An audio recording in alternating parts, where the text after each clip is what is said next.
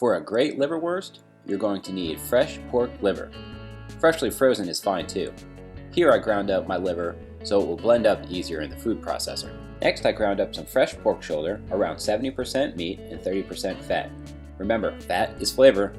Here I have caramelized white onion. I caramelize them to increase the depth of flavor. Okay, for the spices, I put in coriander powder for a bit of floral notes, long black pepper for a little funky fruity spice, and red pepper flakes for pops of heat. Next I have a little dehydrated milk powder.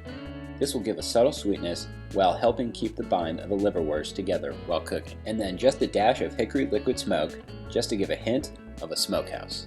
Last but not least, in the same container I have kosher salt to bring out all the flavors, sodium nitrite aka pink salt to keep the nice pink look of the liverwurst as well as expand the shelf life as the liver turns quickly, and baking soda to help the moisture retention during the long cooking time.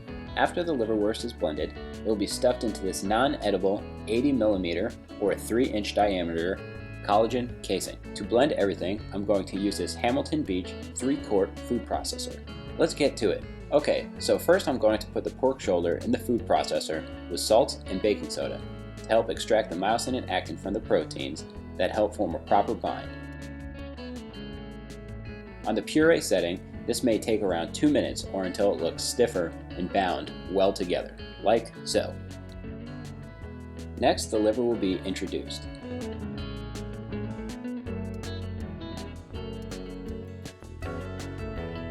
Blend the liver for about 2 minutes or until everything looks like a smooth paste. Side note, through the whole food processing step, you'll want a spatula to be able to scrape down the sides to make sure all ingredients are incorporated.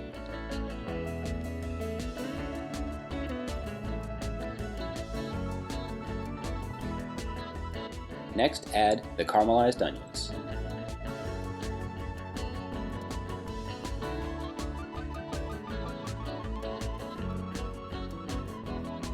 Then the spices, liquid smoke, and dehydrated milk powder. Blend it up until it's become a nice consistent paste. Say it with me. Emulsification! Next, I'll put the mix into this 5-pound capacity Lem sausage stuffer.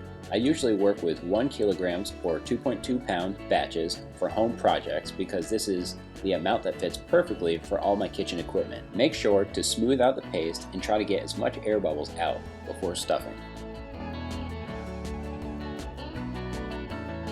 I like to rinse the collagen casing with cold water just to semi-hydrate it and let it become a bit more pliable. I'll keep a 10-inch piece of butcher twine next to me so I can tie off the chub right after it's stuffed. Okay, so to stuff it, I usually tighten my fingers about 90% around the end of the stuffing tube.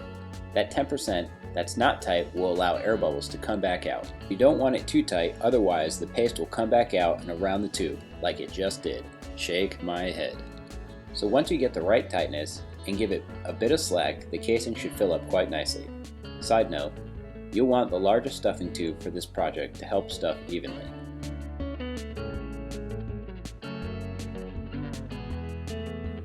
A small amount of air pockets is not going to be a problem. Then just twist it tightly and tie it off.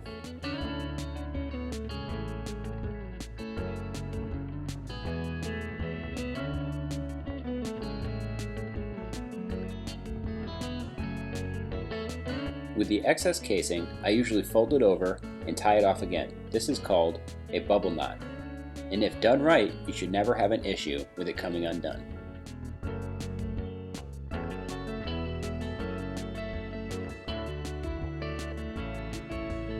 Awesome, looking good.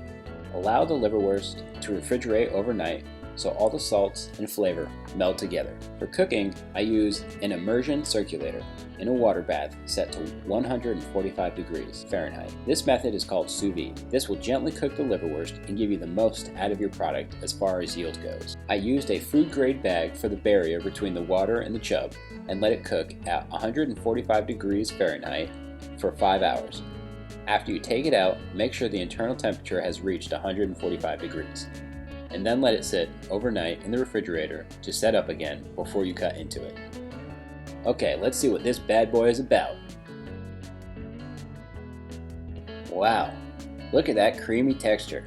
The bits of beautiful black pepper and pepper flake. The smell is extremely intriguing. My mouth is watering. I'm very happy with this nice spreadable texture. It will go great on a cracker or crostini, and it could definitely take center stage on a charcuterie board just like this. Thanks for watching, and don't forget to like it up and say it with me. Subscribe!